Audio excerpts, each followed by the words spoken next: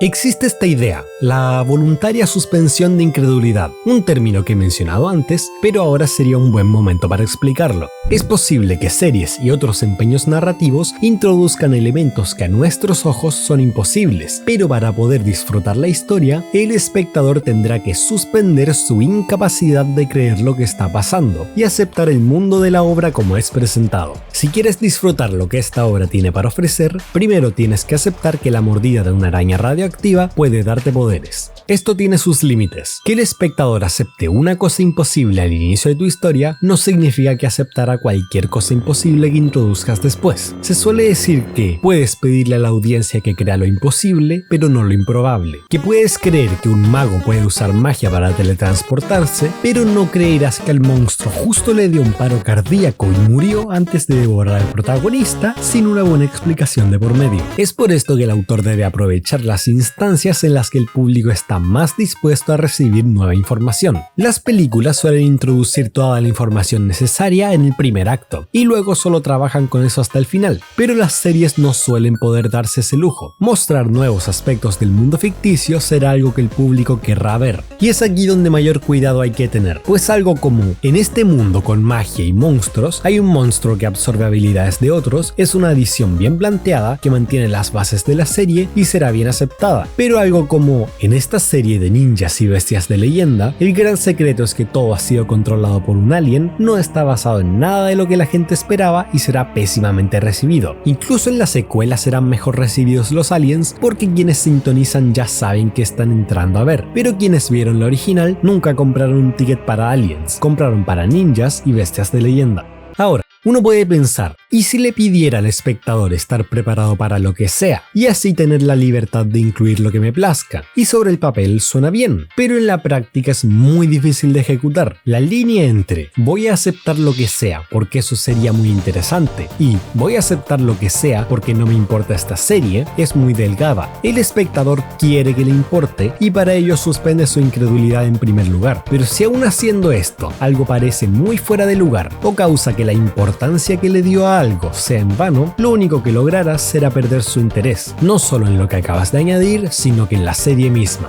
¿Y para qué les cuento todo esto? Para decir que aquí es donde radica la genialidad de JoJo's. En esta logran venderte un genuino escenario en el que lo que sea puede pasar, en el que el mundo es tan extraño y apartado de lo normal que el autor jamás tendrá que negarse a una idea porque quedaría muy fuera de lugar. Y eso no es solo para los elementos fantásticos. Desde un principio te dejan en claro que aún las situaciones más mundanas funcionan completamente diferentes a como te lo esperas. Así que cuando de la nada te sacan la idea de que este tipo es un alien, no solo no es mal recibido, sino que a la gente le encanta, y le encanta tanto que siguen hablando de él 30 años después de su debut. Los fans no rechazan las ideas raras, se apegan a ellas y quieren saber más de lo extraño y variado que puede ser este mundo. Un mono usuario de stand, un hombre atrapado en una instantánea o una lluvia de sapos venenosos. La bizarrez de JoJo's no viene de ninguna de estas partes por sí sola, sino de la base que les permite funcionar juntas. JoJo's es bizarro porque no se apega a nada que te permita fijar un estándar de qué es posible y qué no. Incluso los stands, la única constante que ha tenido la serie en sus últimos 40 años, no se aferran a ninguna definición para que nunca haya algo que no pueda ser un stand, ni se aferran a las reglas para que nunca haya algo que un stand no pueda hacer, dándole al autor la libertad de escribir sobre temas raros sin perder el interés del espectador.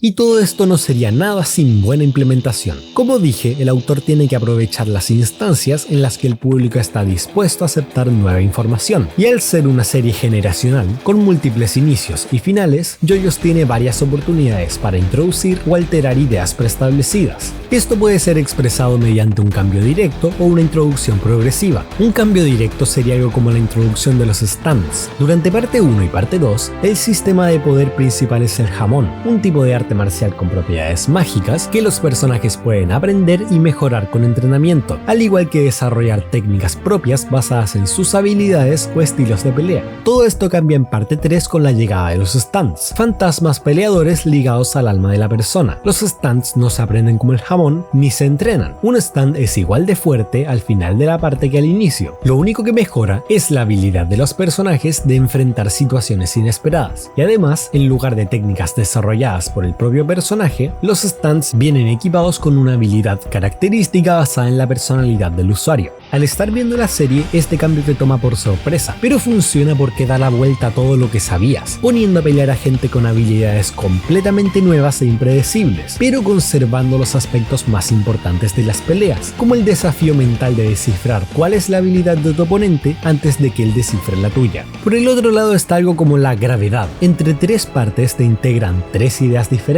un stand cuyas predicciones pasarán sí o sí, un dicho sobre cómo los usuarios de stand están destinados a conocerse, y un villano que confía religiosamente en el destino que le asegurará la victoria. Pero entre eventos empiezas a darte cuenta de ciertas cosas, como la cantidad peculiar de adivinos y profecías que se cumplen, o que cuando este personaje muere se ve sospechosamente similar a esta predicción de su muerte, o que ese no es el único stand que puede asegurar tu muerte. Y una vez todas estas pequeñas ideas están en tu cabeza, la serie te pregunta: ¿acaso crees en la gravedad? Y todo empieza a calzar. En esta serie el destino actúa como una fuerza que obliga a los eventos a ocurrir como deben ser. Estas personas están destinadas a encontrarse, así que la fuerza los atrae. Y cuando un stand observa el futuro, es efectivamente ver lo que sí o sí pasará, no porque el futuro ya esté escrito, sino porque cuando este evento se acerque, todas las piezas serán obligadas a que el evento pase como está destinado. La gravedad es este concepto que fuerza la mano del destino, y te lo crees porque ya lo has visto. Todas las piezas que componen este bizarro concepto ya estaban ahí, solo faltaba nombrarlas. Pero como dice Aristóteles, no todas las series pueden ser yoyos. El mundo e historias de yoyos son increíbles, pero no es para todos. La mayoría de series no necesita la posibilidad infinita de ideas diferentes, y muchas funcionan a la perfección con una mínima cantidad de ideas. No es para nada necesario llevar todo esto al límite, aunque eso no significa que no haya otras series que puedan jugar con la suspensión de incredulidad. Hay una serie que, a pesar de su mala fama, logra hacer muy buen trabajo con tus expectativas y aprovechando el que estás dispuesto a aceptar de la historia. Y esta serie no es ninguna otra que Los Jóvenes Titanes en acción con la saga de episodios de La Noche Brillará.